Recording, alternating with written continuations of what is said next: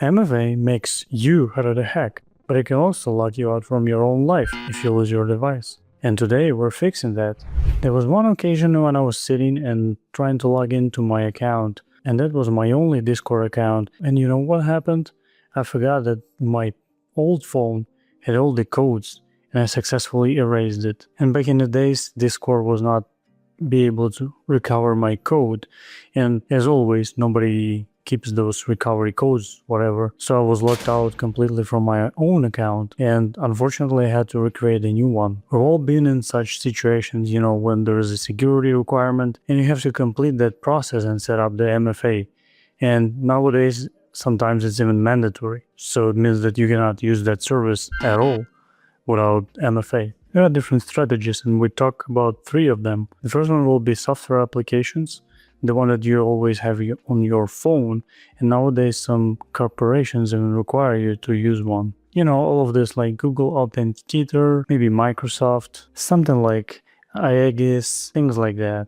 You all know them. What is good about those applications that those are widespread. Some of them allow you to use it like offline, completely offline without sharing anything with anyone, and also like online where your backups are actually stored online. I mean, sometimes it's a great feature to have because obviously if you have 2 devices, maybe 3, those devices can be in sync all the time and you don't have to worry about backups that much. By the way, if you're still not subscribed to my channel, go ahead and click that button below, subscribe to my channel. Okay, it's pretty clear with the cloud sync, but what if you don't want to share it with anyone else using the cloud and sync your devices? Of course, there's an offline option, and for instance, Google Authenticator supports that. So it means that you can take your second device and then successfully export all of your codes to a different device. But what if you don't have a second device? In this case, there are many different options, from like literally paranoid to kind of normal user. So in case if you have something like a password manager of any type, a lot of those password managers actually support importing the codes inside of them. So if you want to use that option, that's cool. And there is a different option, which is actually manually exporting your codes into one password. So in first, if you have a password manager, that's pretty easy. Some of them even support like importing MFA codes. So you can create an account, you can start like setting the whole process of setting the MFA again, but using the password manager to store your code again in the password manager. But also, did you know that actually the OTP, so it's kind of a sequence, I would call it like a sequence of letters and numbers that you can actually use and copy paste it into the password manager or any other OTP application, and that will convert it to the 6 digit, which is changing every 30 seconds. That's pretty cool, right? And this will bring you to a second factor where you can basically store everything in one password and then use as a backup your Google Authenticator or any other application. Of course, there is a crazy way to do it. You can manually write everything down on a piece of paper. And not only the recovery codes, but also like the sequence of the OTP itself. And then if you want to like make it back again, you just literally type the same sequence in any application. And this will bring back the 6 digit 30 seconds changing routines right on your screen. This is crazy. But yeah, you can do that as well as a backup plan.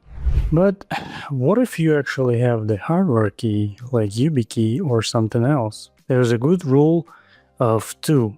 You always should have 2 keys. One is the main one that you're actively using day by day. You can even carry it with yourself. And the second one should be stored in some hidden place, maybe your safe, something like that. But the problem with that, you have to all the time when you're setting up your account, you have to remember the second key is somewhere there and you have to set it up again. So you have to come up with different routines, for setting up accounts where you always carry the first key and the second, and then you add them one by one when you're creating an account. But if that option is not for you, just keep in mind that there is somewhere in a hidden place there is a second key and you have to carry it all the time, and you have to set your second key into that account.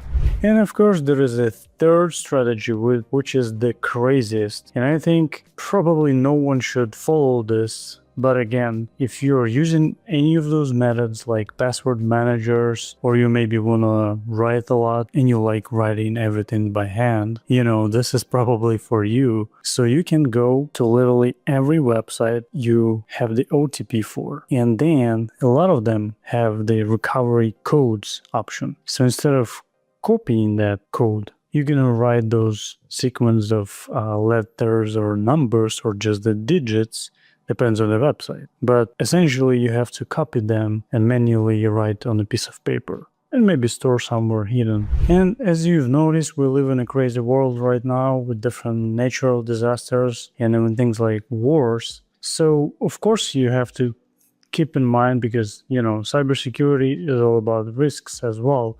And if you want to preserve your digital identity, your life and things like that, your accounts, you have to come up with different ways of storing your information, specifically the OTP codes. So if you store them on a piece of paper and there's a flood, of course there's no sense in that piece of paper during the flood or different natural disasters. So you have to store it somewhere there. Digitally, for instance, in an encrypted folder or archive or something like that. And then you can just recover it from there and recover all of your information in case you need one. And of course, if you have a phone which is protected by IP68 or something for water resistance, so then you can have two different phones, keeping one in one place, holding another one for daily usage and things like that. So you have to mix all those stuff. But again, just keep in mind that everything's possible. You can use those recovery codes.